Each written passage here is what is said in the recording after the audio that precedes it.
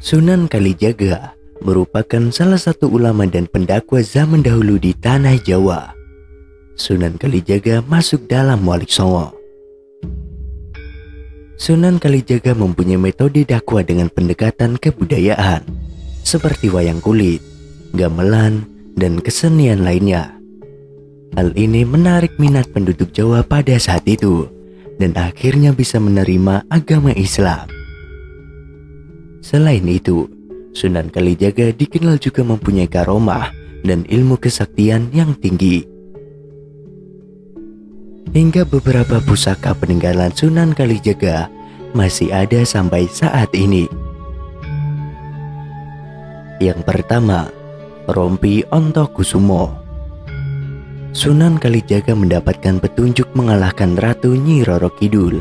Kemudian Sunan Kalijaga mengkhatapkan Al-Quran di Masjid Demak. Disaksikan beberapa Walik Songo. Ceritanya, pada subuh setelah melakukan sholat, para wali menemukan kulit kambing pada Kamis Legi.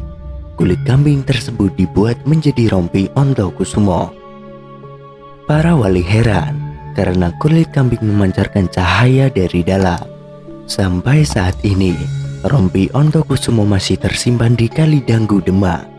Setiap Idul Adha, rompi Ontokusumo dibersihkan masyarakat setempat.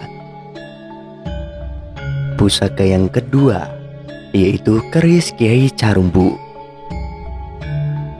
Masyarakat dahulu mempercayai benda-benda pusaka, salah satunya keris milik Sunan Kalijaga. Keris milik Sunan Kalijaga dinamakan keris Kiai Carumbu. Keris ini dibuat oleh Empu Supah Mandrangi yang merupakan sahabat dari Sunan Kalijaga. Keris tersebut dibuat dari sebiji besi yang besarnya sama dengan biji asam. Sejarahnya, keris Kiai Carubuk mengalahkan kesaktian dari keris setan kober milik Aryo Panangsang. Kala itu terjadi pemberontakan di Mataram. Selanjutnya, api abadi Merapen.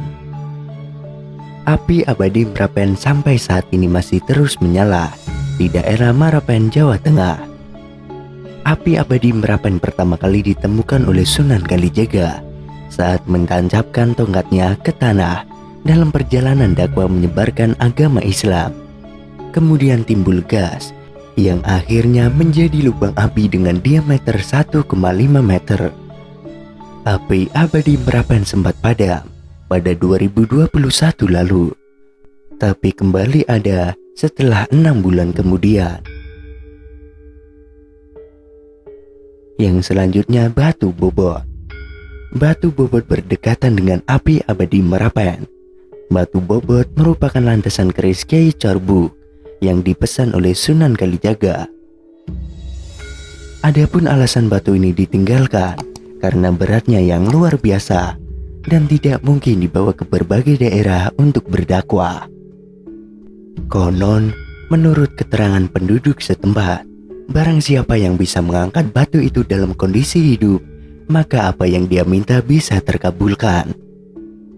Batu itu kini berada dalam sebuah bangunan dan terkunci rapat. Para pengunjung yang ingin melihat batu itu hanya bisa mengintip dari luar kaca yang melindunginya.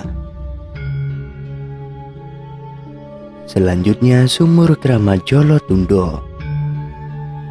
Sumur ini lokasinya dekat dengan makam Sunan Kalijaga, tepatnya di depan Masjid Sunan Kalijaga di Kalidanggu, Demak. Sumur Jolotundo merupakan peninggalan Sunan Kalijaga yang sampai saat ini masih didatangi oleh warga. Sumur ini sejarahnya adalah bekas di mana Sunan Kalijaga meninggalkan jalannya. Ketika akan mencari sumber air yang digunakan untuk wudhu para wali, Sumur Jolotundo disebut sebagai Zam-Zam Demak. Sumur ini bisa menyembuhkan berbagai macam penyakit. Syaratnya sebelum meminum airnya, orang tersebut harus membaca bismillah terlebih dahulu. Selanjutnya, peninggalan yang paling populer dari Sunan Kalijaga adalah wayang.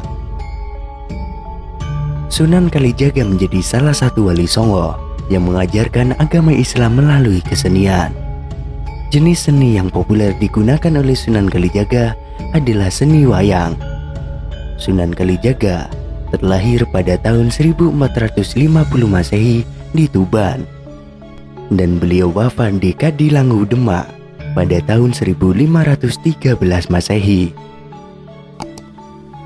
Ayahnya seorang bangsawan bernama Raden Ahmad Sahuri yang merupakan Adipati Tuban ke-8. Sedangkan ibunya adalah putri dari Raden Kidang Telangkas, yakni Dewi Nawangarum. Beliau sangat berperan penting dalam penyebaran agama Islam, tak hanya di kawasan Jawa Tengah, tapi juga di Jawa Barat. Hal ini diperkuat dengan keikutsertaannya dalam membangun Masjid Agung Cirebon dan Masjid Agung Demak. Sunan Kalijaga memiliki nama asli Pangeran Santi Kusumo.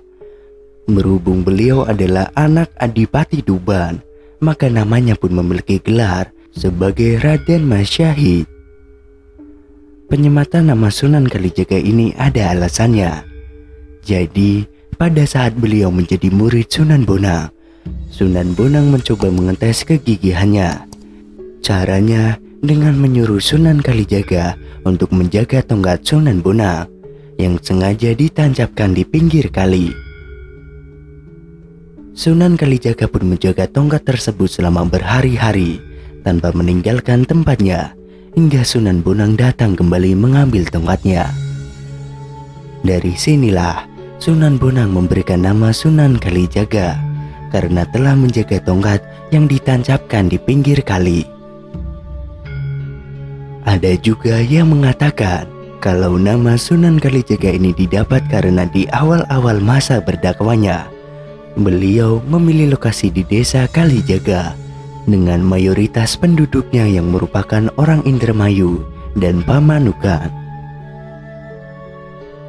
Berhubung tempat berdakwah pertamanya ini adalah desa Kalijaga, maka nama Kalijaga pun disematkan kepada beliau.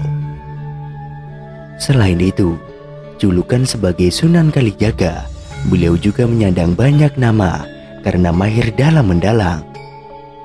Beberapa julukan yang didapat adalah Ki Dalang Sida Berangti, Ki Dalang Bengkok, Ki Dalang Kumendung, dan Ki Unehan.